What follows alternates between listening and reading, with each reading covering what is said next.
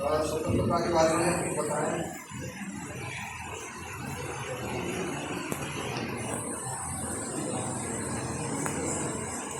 सभी लोग आवाज आ रही है पीछे बैठ क्या?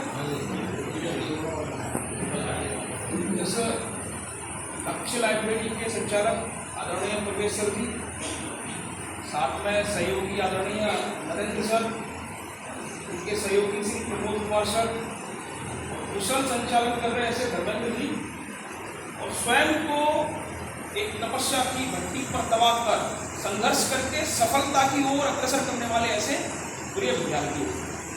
आप सब लोग समझदार हैं, तो कुछ गंभीर विषय आप लोगों के मध्य रखने का प्रयास करूंगा।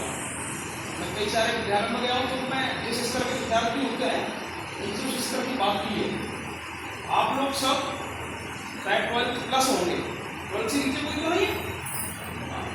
12वीं पास आउट करने के बाद आप लोग बैठे हैं, तो मुझे विश्वास है कि गंभीरता के साथ चीज़ों को सुनेंगे और अपने जीवन में उनको अमल करके खुद को कुछ ना कुछ चीज़ों को प्राप्त करने का प्रयास करेंगे।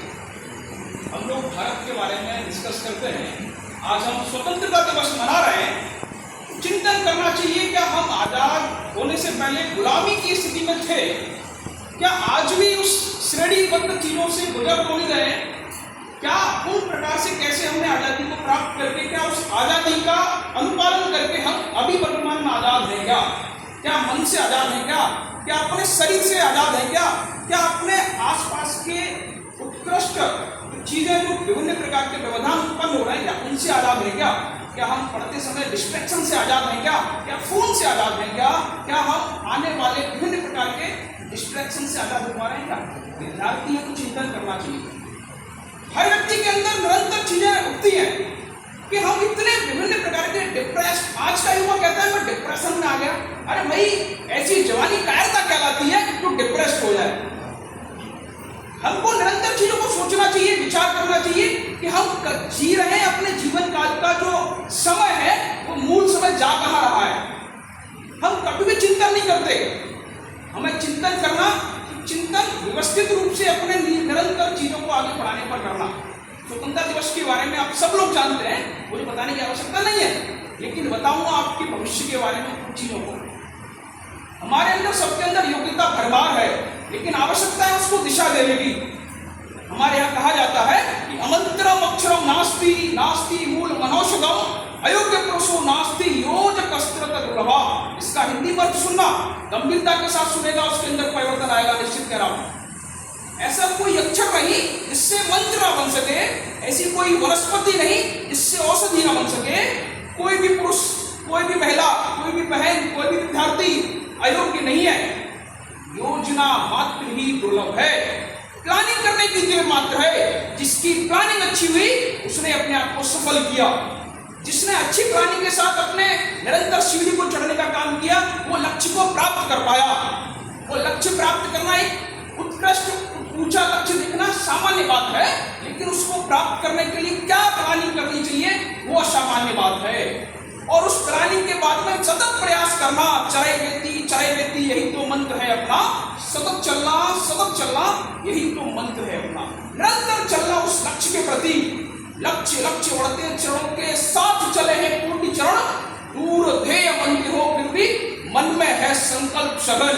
जो अपने संकल्प को सघनता के साथ निरंतर अग्रसर होने का काम करता है, वो विद्यार्थी सफल होता है। लगातार पता नहीं कितने समय से लोग पढ़ रहे हैं, और पढ़ते पढ़ते उनको कोई भी एक अच्छा कोई आयाम, अच्छा रिजल्ट नहीं दिखा पा रहे, उसके पीछे कहीं ना कहीं कमी रह गई। हरिशंकर प्रसाद जी कहते हैं कहाँ कमी रह गई उसको देखो और सुधार करो। लहरों से डरता नौका पार नहीं होती, कोशिश करने वालों की कभी हार नहीं होती। तो एक ऐसे ही कहा, ये वैज्ञानिक दृष्टिकोण के अंतर्गत लेकर कहा। हमारे यहाँ तो बहुत सारे वेदांत स्वरूप दिए गए, क्या हम उन चीजों को कर पा रहे हैं? युक्ताहार विहारस्य युक्त चेष्टस्य कर्मसु युक्त स्वप्नादि बोधस्य योगो भवति दुःखः। ये वेदांत से ये श्लोक को दिया कि जो उचित आहार विहार करता है, उचित आहार और विहार। अब आप यहीं को देखें, क्या आप उचित आहार कर रहे हैं? नहीं कर रहे। आप अभी कभी भी देखेंगे तो मोमोज के ठेले पर आप जैसे युवाओं की भीड़ लगी होगी। आपने कभी विचार किया क्या? नहीं किया। जो उचित आहार विहार करता है, विहार का मतलब हमारे जाने का जो दृश्य है वो कहाँ होना चाहिए? क्या क्या आप आध्यात्मिकता से जुड़े हैं क्या? आपका जो मन स्थिति है क्या वो एकाग्र है? नहीं है तो चिंतन का विषय है। आप कभी सफल नहीं हो सकते जब तक आप खुद को एकाग्र नहीं करेंगे। जब तक आप आध्यात्मिक से नहीं जुड़ेंगे सफल नहीं हो सकते। आपको खुद को उचित आहार व्याग करता है, जो उचित सोता व जागता है। अगर आप सोते समय आपको बिना फोन की नींद आती है क्या? आप जब तक रात में फोन पर चैटिंग नहीं कर लेते तब तक नींद नहीं आती। जब तक आप फोन को नहीं चला लेते तब तक नींद नहीं आती। तो ये दृष्टि आपने कर ली तो क्या सफल हो पाएंगे? शर्म आनी चाहिए हमें खुद पर। विचार करना चाहिए कि हमारा समय जा रहा है तो इधर जा रहा है। इस देश को युवाओं का देश बोला जाता है, लेकिन आज का युवा भ्रमित हो रहा है। उस भ्रमित युवा को सुधारने की आवश्यकता है और किसी युवा को खड़े होकर ऐसे ललकारने की आवश्यकता है और प्रेरणा लेने की आवश्यकता है। अपने रोल मॉडल बनाने की आवश्यकता है। तो विवेकानंद को बनाइए, एपीजे अब्दुल कलाम को बनाइए। कोई ये जो अभी जो रोल मॉडल बना लिए हैं उनको बनाने की आवश्यकता नहीं है। इंस्टाग्राम पर रील बनाने वालों को अपना आदर्श बनाने की आवश्यकता नहीं है। आदर्श बनाना है तो अपने ऐसे उत्कृष्ट आदर्श लोगों को बनाइए जो आपके अंदर परिवर्तन लाने का काम करें। ऐसे लोगों को बना करके खुद में परिवर्तन आता है, खुद को बदलने का काम होता है, तब आप जाकर चीजों को बना पाएंगे। निरंतर हमको कहा जाता है, अगर आपको एक सीधा सीधा फॉर्मूला बताऊं तो आप समझना चीजों को। एक लिखा है कि आलस्य कुतो विद्या, अविद्या कुतो धनम, अधनस्य कुतो मित्रम, अमित्रस्य कुतो सुखम। इसका सीधा सीधा फॉर्मूला है, आप फॉलो करके देखना और सुनना। आलस्य कुतो विद्या, आलसी व्यक्ति को विद्या कहा। और फिर अगला क्या दिया? अविद्या कुतो धनम, और जिसके पास विद्या नहीं है उसके पास धन नहीं है।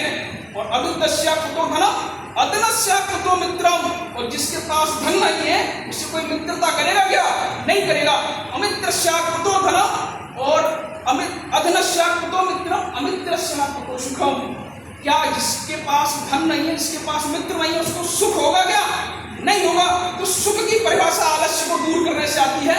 अपने परित्याग करना होगा, चीजों को बढ़ाना होगा, निरंतर अपने आप को अग्रसर करना होगा। तो प्लानिंग करनी होगी, इन चीजों को दूर हट करके कुछ विचार करना होगा, सोचना होगा। मैंने खुद एक कविता लिखी, मेरी कविताएं लगी हुई है कई जगह, और उस कविता को एक बताना चाहूंगा आपकी मतलब की है वो। मैंने बताया अनुशासन है क्या? ये कहते हैं ना सीधे कमर करके खड़े होना, सीधे पैर से पैर मिलाइए, सीधे एकदम सीना तना हुआ, दृष्टि सामने, ये अनुशासन नहीं है। अनुशासन क्या है वो सुनना उसमें कि शासन की बात मानना मजबूरी है, अपने को अनुशासित करना खुशखबरी है। अनुशासित व्यक्ति की अलग पहचान होती है, बात मानने को जनता पीछे खड़ी होती है, पृथ्वी भी लगातार अपनी धुरी पर घूमती है। अनुशासित व्यक्ति के सफलता चरण चूमती है, तो अनुशासित होगा उसके सफलता कदम चूमेगी ही चूमेगी। उनको निरंतर अपने जीवन को सरल और सटीक बनाने के लिए प्लानिंग करनी पड़ेगी। प्रातः उठने से रात्रि सोने तक हर चीज को क्षण क्षण कीमती है। आपको हर क्षण का प्रयोग सदुपयोग करना होगा, तब जाकर हम चीजों को लेकर आगे बढ़ेंगे। पुरुषार्थवान बनना होगा। सुभाष चंद्र बोस जी कहते हैं कि भाई जिसके पास में स्वतः जो दूसरों की शक्ति पर फूलते हैं फलते हैं वो कायरता कहलाते हैं, कायर कहलाते हैं। खुद की शक्ति के खुद को पुरुषार्थ को बढ़ाना होगा।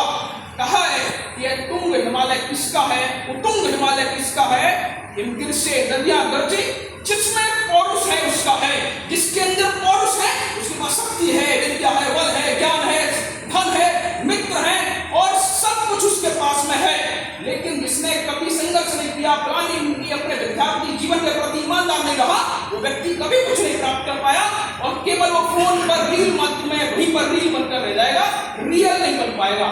रील बनकर रहने वाले रियल नहीं बन पाते।